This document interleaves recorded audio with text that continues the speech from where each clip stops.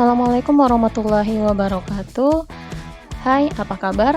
Hari ini kita akan membahas tentang faktor pendorong dan penghambat mobilitas sosial.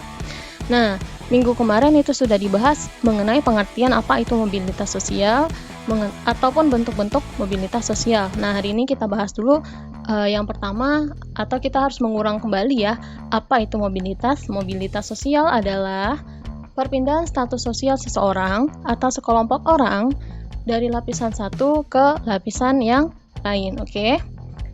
Nah, perpindahan ini bisa berupa vertikal ataupun horizontal. Oke, sekarang kita masuk ke pembahasan yaitu tentang faktor pendorong mobilitas sosial. Oke, yang pertama adalah faktor struktural.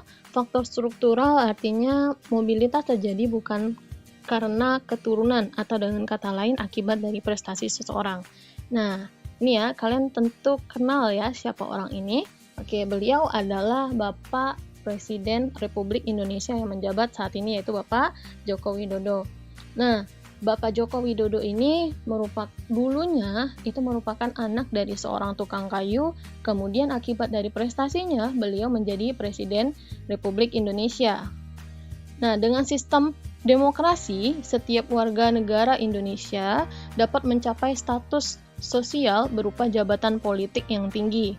Nah, kedudukan ini bukan lagi didasarkan pada keturunan, tapi pada kemampuan sehingga beliau dipercaya menjadi pemimpin. Nah, hal ini berbeda dengan sistem pemerintahan kerajaan di mana pengganti raja adalah keturunan raja itu sendiri. Artinya di sini ya, orang miskin dapat mengalami mobilitas sosial setinggi-tingginya, bahkan menjadi presiden.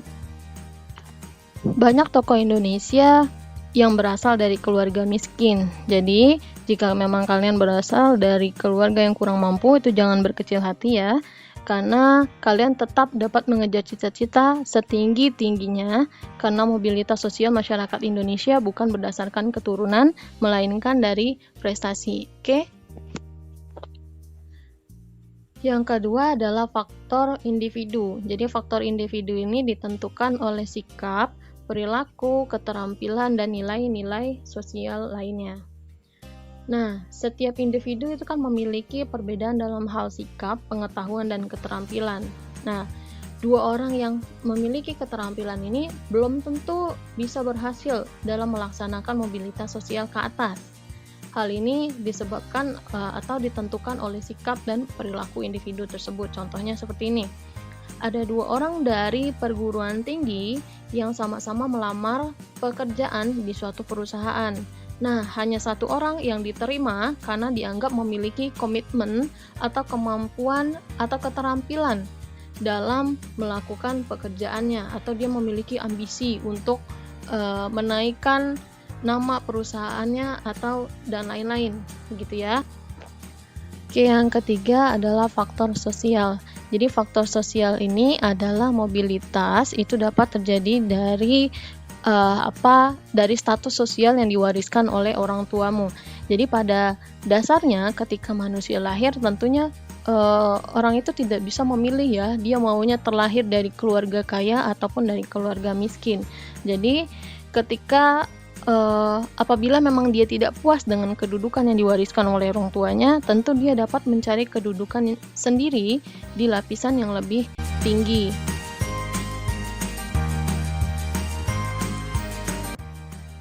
Faktor keempat adalah faktor ekonomi. Jadi, keadaan ekonomi itu dapat menjadi pendorong terjadinya mobilitas sosial seseorang. Jadi keadaan ekonomi yang baik itu dapat memudahkan individu atau kelompok melakukan mobilitas sosial. Misalnya seperti ini. Anak seorang pengusaha tambang itu akan memilih anaknya untuk melakukan pendidikan ke luar negeri dibandingkan dengan anak tukang becak. Pasti anak tukang becak akan memilih pendidikan yang cenderung lebih murah kan? Nah, jadi faktor ekonomi itu juga mempengaruhi mobilitas sosial seseorang. Faktor yang kelima adalah faktor politik. Jadi mobilitas yang dipengaruhi oleh situasi politik pada saat itu. Jadi misalnya kalian tentu pernah dengar kan yang namanya agresi militer Belanda kedua, yaitu kondisi di mana Belanda masih ingin atau berusaha menguasai Indonesia. Jadi terjadi peperangan pada Republik Indonesia saat itu.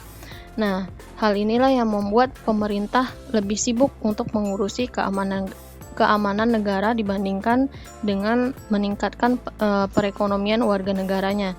Hal ini jelas mempengaruhi mobilitas sosial warga negara itu sendiri.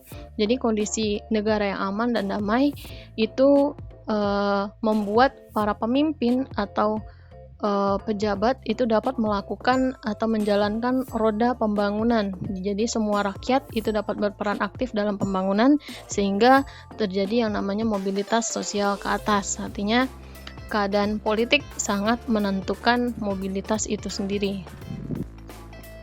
Yang terakhir adalah faktor kemudahan dalam akses pendidikan.